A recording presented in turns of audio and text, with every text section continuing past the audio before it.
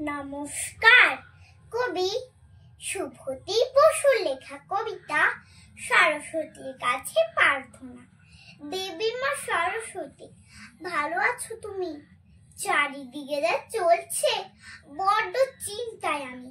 আমার খুব ইচ্ছে করে গল্প কবিতা পড়তে, মাঝে মাঝে শখ হয় জমি নাটক করতে, কিন্তু জানো মা সব সময় দাদা তুলন করে।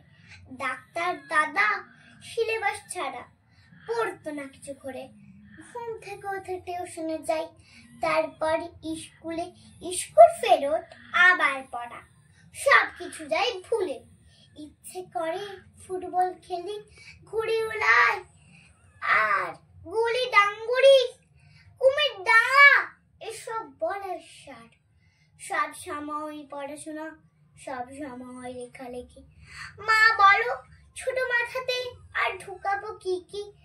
তুমি বরং সবাইকে বলে দাও এবার পড়াশোনা করতে গেলে সুস্থ থাকা দরকার। বলে দাও সব স্যার মা বাবাকে আগে খোকনকে পড়তে দাও, যা ওর ভালো লাগে। শুক্ল পঞ্চমের শুভ্র সকাল, সুন্দর এক ভোরে শিশুদের আশীর্বাদ করো, যেন মানুষ হতে পারে। নমস্কার।